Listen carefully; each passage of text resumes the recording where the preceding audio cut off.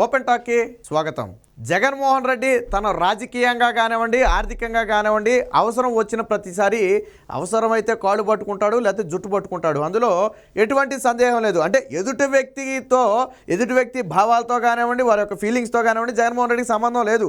అలాగే ఎదుటి వ్యక్తులు ఏమైపోయినా జగన్మోహన్ రెడ్డి వాటిని గురించి పట్టించుకోడు.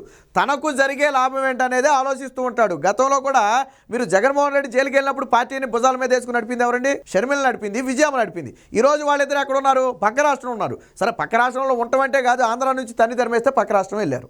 పార్టీ నుంచి విజయమ్మనేమో గౌరవ అధ్యక్ష పదవి నుంచి తీసేశారు. షర్మిలకేమో కనీసం ఒక పదవి కూడా ఇవ్వకుండా, ఎక్కడ పోటీకి కూడా దించకుండా ఎంత ఘోరంగా మోసం చేశారు. సరే, తర్వాత తాను పార్టీ పెట్టుకుని తన బ్రతికే తను బతుకున్నా అది వేరే విషయం.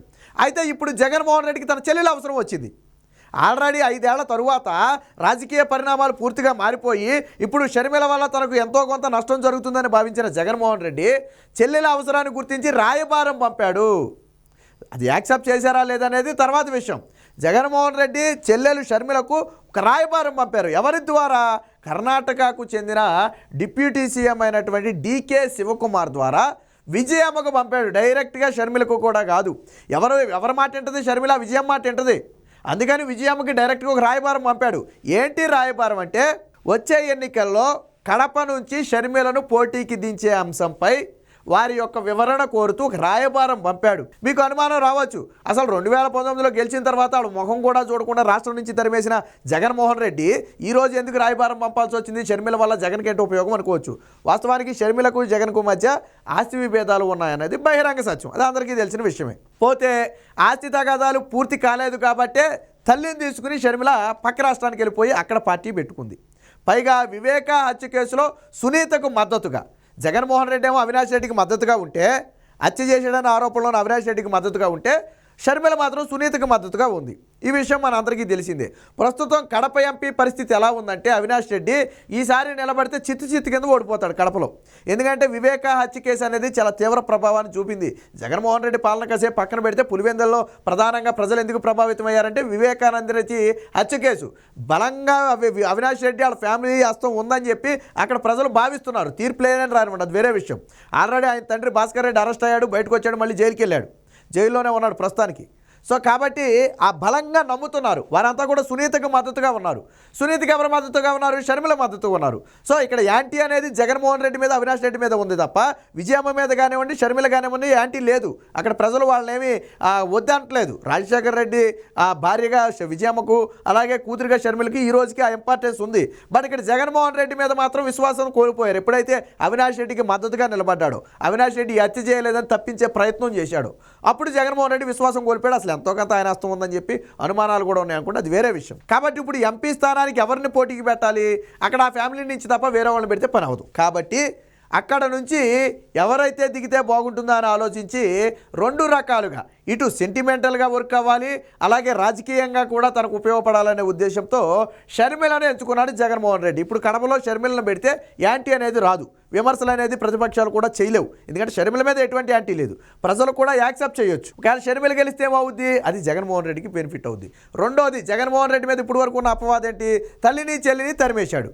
సో ఆ అపవాదు కూడా పోద్ది. తీసుకొచ్చి మనం పోటీకి దింపితే తల్లి చెల్లి మళ్ళీ జగన్మోహన్ రెడ్డి దగ్గరికి తెచ్చుకున్నాడు, ఆ గౌరవంగా చూశాడన్న ఆ సెంటిమెంటల్గా కూడా కొంత వర్కౌట్ అవుద్ది. ఇది రాష్ట్రం మొత్తం కూడా నాకు పనిచేద్దని చెప్పి జగన్మోహన్ రెడ్డి డ్రామా, ఆయన ప్లాను. నిజంగా వాస్తవానికి గతంలోనే షర్మిల కాంగ్రెస్ పార్టీలో విలీనం చేసి తన పార్టీని తరువాత ఆంధ్ర రాజకీయాల్లో అడుగు పెట్టాలని చెప్పి మొదట భావించింది. మొదట కాంగ్రెసే చెప్పింది ఆ మాట. అన్నీ సిద్ధపడిన తర్వాత జగన్మోహన్ రెడ్డి ఎప్పుడైతే షర్మిల ఆంధ్రాలో కాలు పెట్టే అవకాశం ఉందని చెప్పి తెలుసుకున్నాడు, వెంటనే అక్కడ సోనియా గాంధీ, రాహుల్ గాంధీకి తన ఇన్ఫ్లుయెన్స్ వాడి ఒక మెసేజ్ పంపి ఒక సంధి కుదుర్చుకునే ప్రయత్నం చేశాడు. మీకు కావాలంటే ఏదో ఒక రకంగా ఉపయోగపడతాను, కానీ షర్మిలను ఆంధ్రాలో దింపొద్దు, మీరు కావాలంటే విలీనం చేయించుకోండి, కానీ ఆంధ్రాలో నాకు ఇబ్బంది కలిగే పరిస్థితి రానివ్వద్దు, మా ఇద్దరికి మధ్య సంధి కుదర్చాలన్న ఒక పంపితే అప్పుడు ఆల్రెడీ కాంగ్రెస్ అధిష్టానం అదే మాట షర్మిలకి చెబితే షర్మిల ఒకసారి షాక్ అయింది.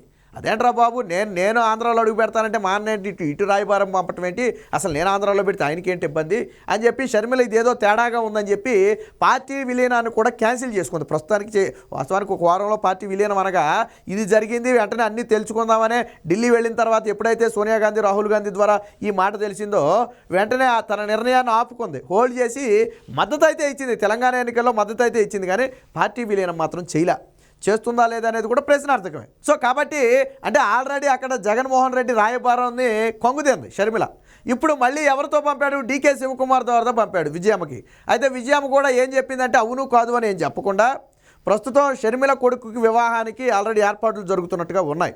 సో త్వరలోనే వివాహం జరగవచ్చు. సో షర్మిల కొడుకు వివాహం తరువాత దీని గురించి మాట్లాడదాం, కాబట్టి ప్రస్తుతానికి దీని గురించి అయితే ఏమీ మాట్లాడలేము అని చెప్పి వెనక్కి పంపినట్టుగా తెలిసింది.